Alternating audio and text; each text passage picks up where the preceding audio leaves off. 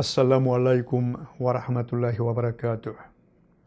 안녕하세요. 한국이슬람교 이주화 이맘입니다. 오늘 이 시간에는 이슬람의 의식과 축제 그리고 허용과 금기에 대해서 말씀드리도록 하겠습니다. 이슬람에서의 의식은 주로 예배를 통해서 이루어집니다. 성꾸란 6장 알아남장 162절에는 다음과 같이 이슬람 의식과 축제 그리고 허용과 금기를 포함한 모든 것이 오직 온 우주의 주인이신 하나님을 위한 것임을 전합니다. 오 무함메드, 말하라.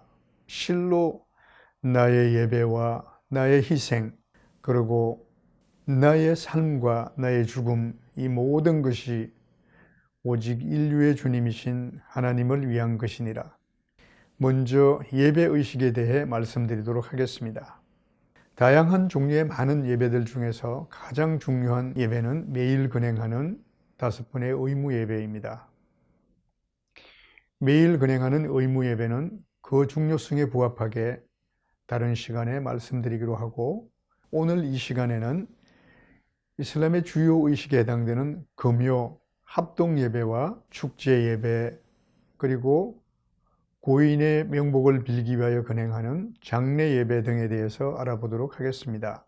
각 예배마다 형식이나 횟수의 차이는 있지만 예배를 행하는 가장 중요한 의미는 하나님의 말씀에 복종하고 그분의 은혜에 감사드리는 데 있습니다. 금요 합동 예배 셀라둘 주무아에 대해서 말씀드리겠습니다. 금요 합동 예배는 매주 금요일에 근행하는 의무 예배입니다. 기독교에서 매주 일요일을 안식일로 정하여 예배를 근행하는 것과는 달리 이슬람에서 근행하는 금요 합동 예배는 안식일 개념으로 근행하는 예배가 아닙니다. 금요 합동 예배는 매일 반복되는 일상에서 벗어나 이슬람 성원에 모여 무슬림들이 함께 하나님의 은혜에 감사드리고 소홀할 수 있는 이웃 친지들과 형제의 정을 나누는 의미가 더 크다고 볼 수 있겠습니다. 금요 합동 예배는 정오 예배 시간에 맞춰 근행되며 합동 예배의 예배를 알리는 소리, 즉 아잔이 울리면 하던 일을 멈추고 성원에 모여서 예배를 근행하고 하나님을 염원할 것을 꾸라는 명하고 있습니다. 합동 예배의 형식은 매일 반복해서 근행하는 의무 예배와는 다르게 이맘의 설교를 먼저 듣고 정해진 절차에 따라 2라카의 예배를 근행함으로써 끝납니다. 구란 62장 9절에는 금요 합동 예배의 중요성에 대하여 다음과 같이 전합니다. 오 믿는 자들이여, 금요 합동 예배를 알리는 소리가 들리면 상거래를 중단하고 서둘러 하나님을 염원하러 가라. 만일 너희가 이를 알고 있었다면 그렇게 하는 것이 너희들을 위하여 더욱더 좋을 것이니라. 다음은 축제 예배입니다. 이슬람의 주요 축제는 2가지가 있습니다. 하나는 라마단 달의 단식을 종료하는 축제 행사로서 단식 기간 동안 자신의 신앙을 바로잡는 수행의 시간을 무사히 끝내고 새로운 달, 샤왈 달을 맞이하는 첫째 날 거행되는 축제 행사입니다. 이 축제를 일컬어 이둘 피트르라고 하는데 우리의 추석이나 설과 같은 명절로 볼 수 있겠습니다. 이날 무슬림들은 동이 트면 집 근처 가까운 이슬람 성원에 가서 축제 예배를 근행하며 한 달 동안 건강하게 단식에 임할 수 있도록 은총을 베풀어 주신 하나님께 진심으로 감사드리고 가족과 친지를 방문하여 안부를 묻고 축제의 기쁨을 함께 나눕니다. 또 다른 축제는 이슬람력 12월에 거행되는 성지순례 중에 행해지는 축제의식입니다. 성지순례 중 12월 10일 순례가 절정에 이르렀을 때 이둘 아드하 희생제 의식을 치르는 것입니다. 성지순례 중인 사람은 순례지에서 양을 희생하여 선지자 이브라힘과 이스마일의 하나님을 향한 숭고한 희생정신과 신앙심을 기리며 순례의 의미를 되새깁니다. 성지순례를 떠나지 못한 사람들은 자신이 거주하는 집에서 가까운 이슬람 성원에서 희생제 예배를 건행하고 양을 도살하여 이웃 사람들에게 나누어 주고 음식을 만들어 사람들과 함께 나누어 먹으며 형제를 나누는 데 그 의미가 있습니다. 희생제의 중요한 의미는 인간들이 행하는 예배와 희생, 그리고 삶과 죽음, 이 모든 것이 창조주 하나님을 위한 것임을 상기하기 위한 것입니다.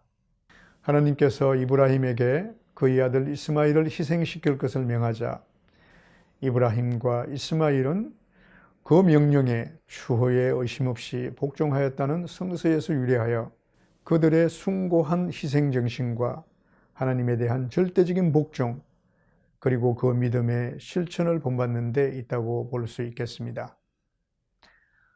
다음 의식은 공동체 의무인 장례 예배입니다.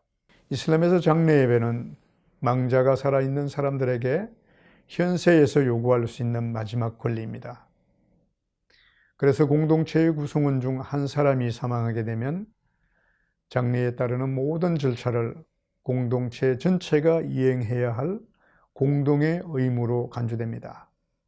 이러한 공동의 의무를 아랍어로 파르둘 키파야라고 합니다.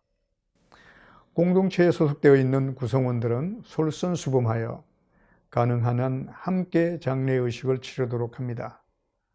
그래서 무슬림들은 고인이 자신과 직접적인 연관이 없다고 해도 장례식장에 참석하여 고인의 마지막 길을 함께하고 고인의 가족들을 위로하도록 권합니다. 이슬람에서는 사망 사실이 확인되면 다음의 절차에 따라 장례의식을 거행합니다.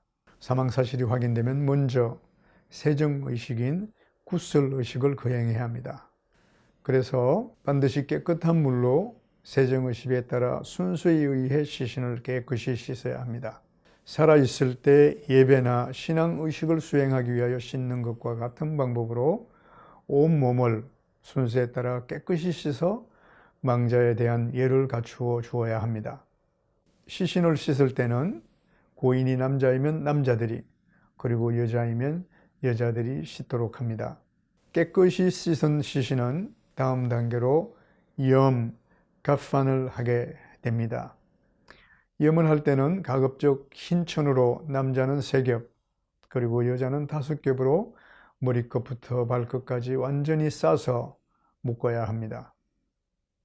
깨끗이 씻어서 염을 한 시신은 이슬람 성문으로 운구하여 장례 예배 살라툴 자나자를 거행하게 됩니다.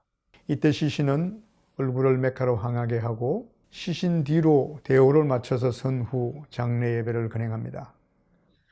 장례 예배를 건행할 때에는 이맘의 인도에 따라 거행하고 일반 예배와 달리 고개를 숙여 절을 하지는 않습니다. 이러한 모든 의식을 마친 시신은 장지로 운구하여 매장, 다판을 해야 합니다. 이슬람은 화장을 금하고 있는데 그것은 인간은 흙으로부터 왔으며 다시 흙으로 돌아가는 것이 하나님의 섭리이기 때문입니다. 매장을 할 때도 시신의 얼굴은 반드시 메카를 향하도록 해야 합니다. 모든 살아있는 생명체는 죽음을 맞이하게 됩니다. 죽음은 또 다른 새로운 삶의 시작이며 현세의 삶에 따라 망자는 새로운 내세의 삶이 결정될 것입니다. 예언자 무함마드는 사람이 죽으면 3가지가 고인과 함께 무덤까지 따라가지만 결국 2가지는 돌아오고 1가지만 남게 될 것이라고 말했습니다. 그 3가지는 가족과 재산, 그리고 그가 현세에서 쌓은 업적이라고 했습니다. 매장이 끝나고 모두가 떠난 그곳에 남아있을 것은 오직 고인이 현세에서 쌓은 업적뿐일 것입니다. 이러한 이슬람 의식의 저변에는 반드시 충족되어야 할 것이 있음을 알 수 있습니다. 그것이 허용과 금기에 관한 규정입니다. 무슬림들의 삶은 의식주 전반에 걸쳐서 허용과 금기, 즉 할랄과 하람으로 규정된 계율을 지키는 것으로 이루어져 있음을 알 수 있습니다. 그래서 허용과 금기는 신앙생활과 사회생활 전반에 두루 적용되며 무슬림들은 허용된 범위 내에서 그들의 삶을 계획하고 신앙생활을 실천합니다. 성꾸란 2장 168절에는 무슬림들에게 하나님께서 창조하신 것들 중에서 허용된 깨끗하고 좋은 것만 먹으라고 가르칩니다. 오 사람들이여, 땅 위에 있는 것 중 허용된 좋은 것만 먹도록 하라. 그리고 사탄의 발자국을 따르지 말라. 실로 사탄은 너희들의 분명한 적이니라.